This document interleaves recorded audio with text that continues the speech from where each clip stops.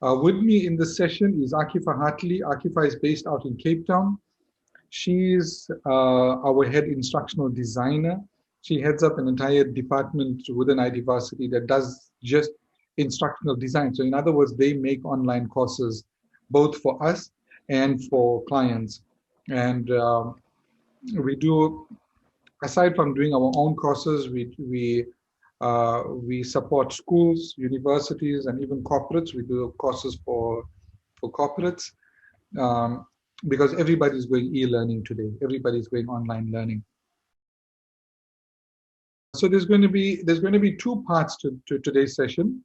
The one part is where I'm going to give you guys an overview of this whole migration from traditional learning, face-to-face, classroom-based learning, into the e-learning space. And then Aakifah will come in with the details from an operational perspective, because she will be working directly with you guys on on getting that content out there. With experienced teachers, especially the ones that have been teaching for 5, 6, 7 years upwards, I think their skill and experience is actually an Achilles heel for them. It's because they are so good at what they do, it's hard for them to embrace this new paradigm of online learning. And you'll find that the more experienced a person is, the more the resistance to digital. So I think what we need to understand, and I think you guys already understand that, is that these are two completely different paradigms we're looking at. And the traditional chalk and talk method of teaching is quickly becoming outdated. Actually, it was already outdated decades ago, because the kids these days are not the type that like to sit and be lectured to. Sir Ken Robinson says, we think our kids are constantly fidgety, but we don't realize that we're making them sit down and do clerical work the whole day. And they're not used to that in their lives. They're used to excitement. They're used to flashing lights and sound effects and music effects on their video games and things. And then you want to sit them down and just talk to them. So a lot of teachers have been taught that way, and they've been teaching that way their whole lives, and it's hard for them to get to remove that from their system, to unlearn that. And so there is resistance to the e-learning paradigm. What's required today? What do learners today actually prefer? And this has been my experience for the past decade, because I've been in e-learning since the past decade. Since its earliest days, I saw its potential. What do learners want today? Learners want a number of things. The one thing they want is customization. Everybody wants customization today. They want an opportunity where they can learn the way they want to learn. And having done your PGCE, you'll understand there's many different learning types that we get, and each one has their own preference, and they want to learn in that way. Then when we go a little deeper, we realize that with the YouTube culture, they want what they want, when they want it, and how often they want it. Now, let me give you an example, right? I used to teach physics up to metric level, and what used to happen in my class, I had like the cream of the crop in the school, but often I would notice there's a couple of kids, they kind of glass over. You lost them, not because they didn't understand, but because these are the types that will take a concept that I just told them and start relating it to something else, and their minds wander off. And when their minds wander off, by the time they come back 2 or 3 minutes later, they're completely gone. They're lost in the conversation. So I realized at that time something wasn't right. That these kids need an opportunity to kind of rewind me and start again, which is impossible, obviously, in the face-to-face space, because how many times are you going to repeat your lesson? That's another place that e-learning becomes very powerful, especially video-based e-learning. It's very powerful because learners just keep going back and back and back. I know learners, when I was lecturing Java at one of the big colleges. Java is a programming language. I used to lecture programming, and I noticed that learners were just not getting it. But and when I asked them, they says, "Well, the time when they need me the most, I wasn't there," which was when they were doing their homework exercises that I gave them. So I converted my lessons into videos. So what happened was that I converted my lessons to video. And long story short, some of these learners would watch it like 10, 12 times per video. And they would be very, very solid in their understanding. So there's a lot of advantages to e-learning, and it is a huge paradigm shift. And what's the hardest for most traditional teachers is that you don't do much except guidance. You know more the sage on the stage, rather you the guide on the side, to use that old cliche. You're the one that's just sitting by and making sure that your learners are doing what they're supposed to do.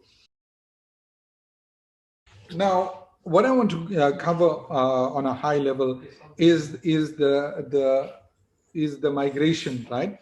So basically, what you've got is content that's designed for face-to-face teaching, and we're going to convert that into a paradigm that is for almost a self-learning paradigm. So the e-learning is going to be two parts, right? There's going to be some self-learning and there's going to be some lectures. So you will be doing lectures, but there'll be lots of self-learning.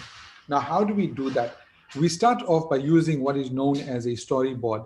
Now, I'm going to go into my presentation, and I'm going to share my screen now shortly. Okay, can you guys see my screen? Yeah, yes, we can. Fantastic. Okay, so the first thing we need to do is to take those existing lessons and convert them into a storyboard. Aisha, you probably worked with storyboards before. I don't know how complicated or how detailed your storyboards were, but we are going for very simple storyboards because there's a huge project and there's a lot a lot of content to cover. And the strategy we are using is an iterative process where we're doing the first iteration, which is going to be a very simple one. And after we've gone through the full year for each grade, then for each subject in each grade, then we come and do the second iteration, which will be an improvement on the second, and then a third and a fourth. So it's going to be an ongoing an ongoing project, continuous progression from one iteration to another.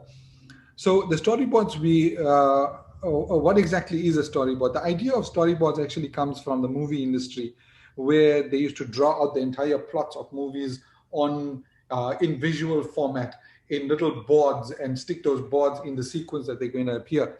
Now, in e-learning, the storyboard is the blueprint of your course.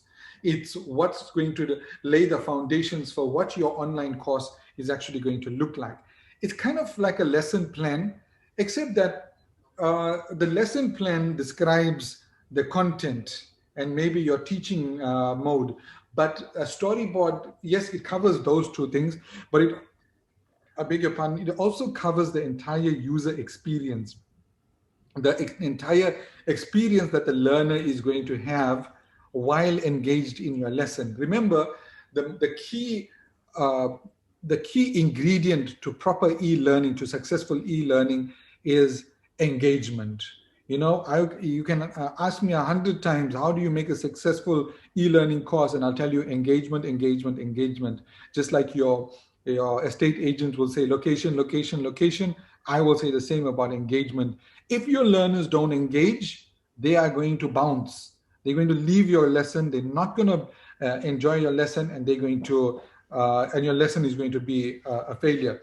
So your storyboard describes the experience that the learner is going to have, that optimizes engagement that the learner is going to have with your content and with yourself and with the other learners, so that they find the experience more rewarding, and hence your learning outcomes will be more successful. The storyboard includes the content, look and feel, to text, graphics, video, everything that you can possibly imagine. And that's a great thing about e-learning, isn't it? That is not just you and your chalkboard any longer. Now you've got multimedia. You can play with multimedia. You can use simulations and video games, and you can bring in gamification strategies, and you name it. It's really, really powerful. So why do you need a storyboard? For you, some of you, it might be a bit obvious. Uh, it guides production. You can think of a storyboard as the bridge between the academic team and the web design team, the instructional design team. So the academics are the subject matter experts. You are the ones that know your subjects. We don't know your subject. We haven't delved into your textbooks and your notes and things. Now you'll take what you got with our guidance, obviously with the instructional designer's guidance, which is Aakifah. You will convert those lessons into storyboards. Together, there'll be an iterative process of deciding that other than the text in the notes, what multimedia are we going to add to make the lesson more engaging and exciting? So that will go into the storyboard. And the storyboard will be handed off to the web team, which is also part of Aakifah's team. She's got about 35 to 40 web designers working for her who take that. Well, they're not actually, they're web designers, but they specialized in e-learning content design. So they will take your storyboards and they will create it. They will create online learning lessons out of it on the Al-Falah platform, which is based on Moodle. So Moodle is the learning management system, is the platform. Aakifah's team takes your storyboards and uploads it to that platform in the format that that you guys envision for that lesson. The storyboard guides us as to what makes a lesson more engaging and enjoyable. And very importantly, it creates consistency. As long as the storyboards are prepared well and prepared along consistent guidelines, you'll know that the e-learning is also going to be the same. It's also going to be consistent. Now, what do I mean by this? What I mean is the last thing you want is a learner goes from one subject to another or one grade to another and sees that the entire experience is completely different, which is going to confuse them with that. They're just going to be completely confused and they're going to have to relearn a lot. What you want in e-learning, and this is a lesson we learned in IT Varsity over and over and over again, is that there has to be consistency in the flow. Because again, with learners, especially the younger ones, if they don't like what you have to offer, they're going to bounce and it's going to be very difficult to bring them back on track. So that consistency is very important. And of course, where you got engagement and you got consistency and you got a flow, there's a level of enjoyment the learners are going to have. And when they're enjoying, they're going to be learning. And that will be a success story for you. So this is what a storyboard looks like on the overall. So you're going to be filling these in. Aakifah is going to go into the details, but when you look at it, it's your grade, subject, lesson number, your topic, what is the lesson objective, lesson type, lesson before and after. These are so that we can link a storyboard with the storyboard before it and the storyboard after it. So if there is a scenario where a storyboard is somehow misplaced, we know exactly where it fits in the bigger picture. Then you've got instructions, which will be your instructions to the learner around what they need to do. Then any media. Now, typically what we do here is not put the media into the storyboard. You're not going to put your pictures into the storyboard because the tiny little thumbnails that you're going to put are going to look terrible. So Aakifah, again, she'll give you guidelines how you'll take your images and you'll upload them somewhere, or if they are already online, you simply supply the URL to that image or that video or that infographic that you want to display in your lesson, and Aakifah's team will be able to pick it up. And then, of course, there's the learning content, the text of your learning, and finally, the activities. So now you're seeing a pattern here: media, text, activity, media, text, activity. And that's how we roll. That creates variety in your lessons, and it also creates engagement. Now, this is a storyboard for a maths lesson. I know when I did the face-to-face lessons, there was a good laugh about this, that why does everybody always use maths as an example? For me, it's because I used to teach maths and physics, so I use this as an example. So look at it from the start, grade 5, lesson number, topic is exponents, lesson objective, understand the basic concept of exponents, lesson type theory and theory slash practical. Because this is lesson 2, obviously it comes between lesson 1 and 3. Look at the instructions, watch the video below, read through the notes, and then complete the quiz. It's so important to give clear, explicit directions, because people panic, children panic, their parents will panic, their grandparents will panic, and they'll phone you and says, ma'am, I don't understand what is going on here. Trust me, we've been through this too many times. That is obviously followed by the media. Now, the reason we put the media first is the media is the bait. It's what captivates your audience. You want to captivate them with something interesting, something engaging, something exciting, like a video or an infographic. And once you have that, then you bring in your text, which is your learning content. Now, if you click on that YouTube link, it's an actual YouTube link to a video that explains exponents, okay? And in coming back to your learning content is simply a summary of that video. It's not enough to put a video. You have to summarize it in note form. You have to summarize, give it to your learners, especially younger learners, in the simplest format possible. And then finally, to consolidate whatever the learning, whether it's maths or any subject, there are the activities. There needs to be an activity, even if it's a simple activity, even if it was a very short lesson, put in an activity, some kind of activity, whether it's a quiz or it's a workshop, a worksheet that they need to download and fill, or even a forum. For example, if there was a short poem that they had to read in an English lesson, you could put a forum there and ask a question, throw the cat among the pigeons and say, ask a question like, so how did this poem make you feel? What do you think about this poem? Let us know your thoughts. And then your learners basically contribute to the forum with their own answers. It's a good way to create engagement. So the activity, again, is not just there for the sake of it. It's not just there also just to test the learning. It's there to create engagement on top of everything else. And the lesson design process, how would you design it? Obviously, you need to go with you start with the requirements. These are pretty straightforward because you know who your audience is, right? Who is your audience? What is their level? What are their preferences? What's the best strategy, pedagogical strategy you're going to use? Now, with us, we creating lessons always for adults, for corporates, for little children. I mean, with the Xander apps, we're creating apps for the children as young as 3 and 4 years old. So we have to ask ourselves all these questions and answer them. I think in your case, it's pretty straightforward. The materials, this is very important. What do you have to work with? And what kind of learning materials have been provided for you by the school, by other teachers, and what media is available? I think this is a very fun and engaging activity for a teacher to go online and look at the media that's out there, look at YouTube, what's available, and bring that in. What is the objective you're trying to achieve? What instructional technique are you using?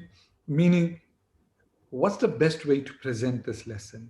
Is the video necessarily the best way? Now, I'll give you an example, right? We did a project for Al Baraka Bank about a year and a half ago, where they needed to learn a software system.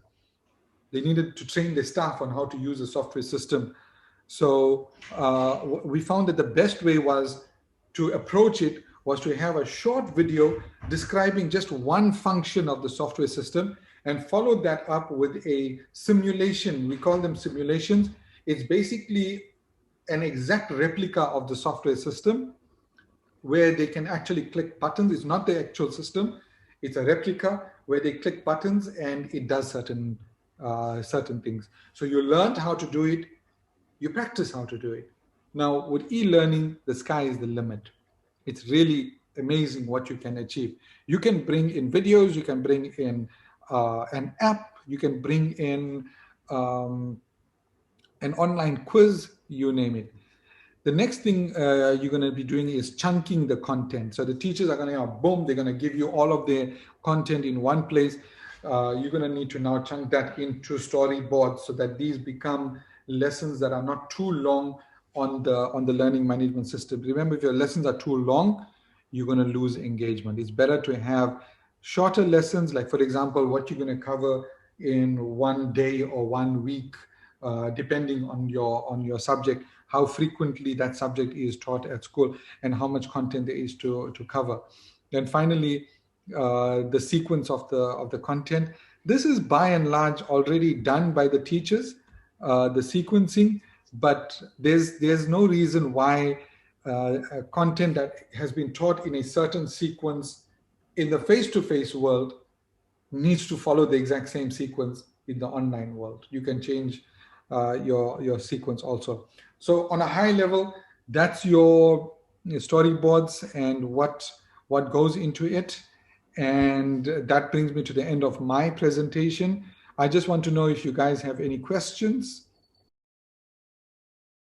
I think I agree with you. It should be in the 10 to 20 minute range. So 20 minutes is optimal. A little shorter is fine. Maybe 10 minutes will get a bit less because coverage will obviously be a challenge.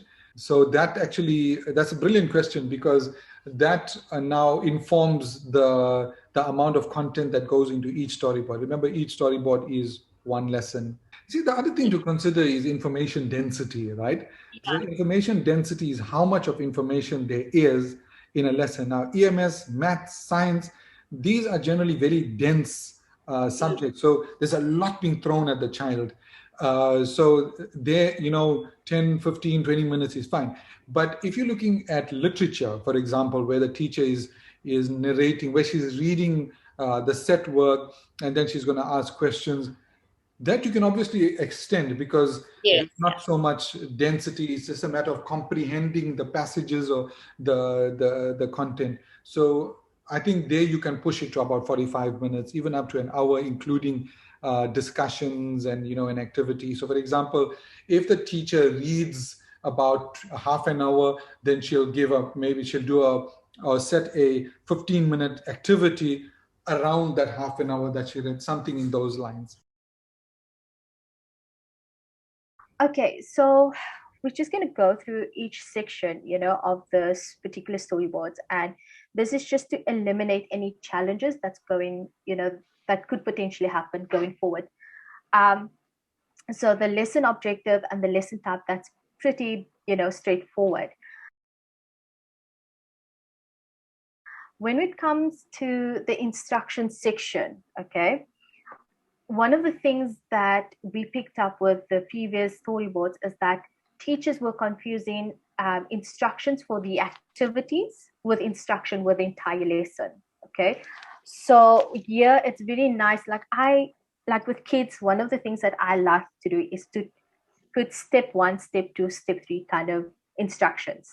So it's very clear. It's very clear as to informing the student and saying, in this particular lesson, first thing you're going to do, step 1, watch the video. Step 2, go through your learning content. And then step 3, complete the activity. Or, if your activity is titled as activity 1, then put there complete activity 1. So it's very clear, very, important as to what we instruct in the learner. So the media, when it comes to titling it, as Bilal explained, that the media will not actually live on the storyboard unless it's a link. But what you can do is your media will be in a separate file, okay? And that will be either JPEG, a PDF, or it will be a PowerPoint, whichever you are deciding. Your media will basically exist in a separate file from the template.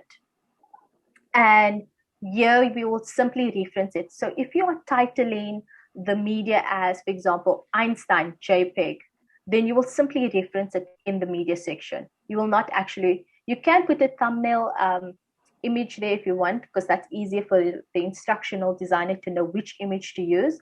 But it's best just to, make sure that the referencing matches the title of the file. Okay.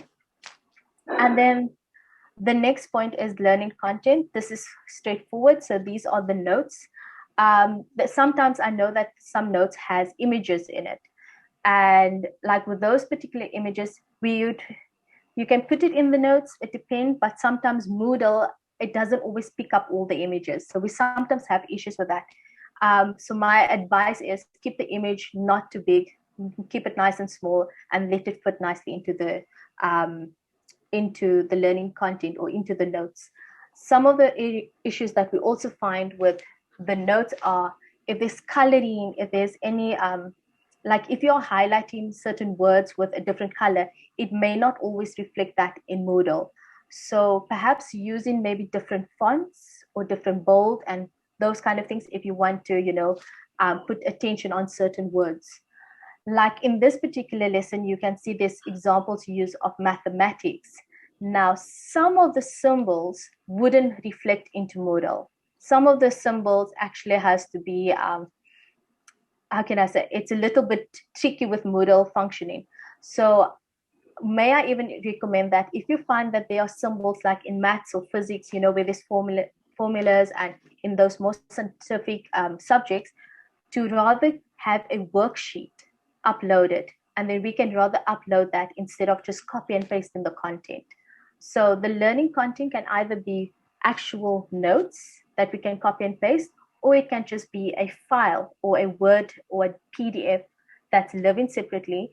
Reference it, make sure, same like you were doing with the media, you would reference it in this section. So the learning content, if it's a file that's existing outside of the learning content on the template, you will only reference the file name. Example, English notes PDF, you'll then reference it in the learning content. Okay. Then the last section is the activities. It's very important for the instructional designers to use memos because on the activities on the LMS, we are providing the answers afterwards because these are activities for the students to test their knowledge. It also gives you as the teacher nice insight as to whether or not the student has actually grasped onto the concepts taught. The activities in Moodle, there's obviously a variety of quizzes that we can use. There's matching, there's variety of things. I'm not sure, have you guys done the Moodle training yet to basically check what kind of quizzes we basically put into Moodle? No, we haven't. Okay, so I think the very important point here is for you guys, I'll send you the link, no problem, to just basically see the kind of Moodle quizzes that we cover in this, and this will give you some idea as to when you're creating the activities, what to, what kind of memo to draft up with that. So we have matching, we have drop and drag. This is where the fun begins for the students. If we do find that it's a struggle in terms of taking the existing content and pushing it into a Moodle format, we often would create an assignment, where we'll, like in this case, it's more like an assignment type of question, like where it says worksheet exponents must be downloaded and completed on paper. Like here, we'll tell the student, download this particular worksheet. So you can upload an activity worksheet, title it, and then reference it in the activity section. And we will create that as an assignment. You can then go onto the LMS and actually view the students' work. You get to grade it there. You get to see when they submit. You'll get all those notifications. So yeah, that's basically just straightforward regarding the template. And like always, we are always open to any suggestions, any questions you may have. The instructional designers or even myself, we are happy to answer that.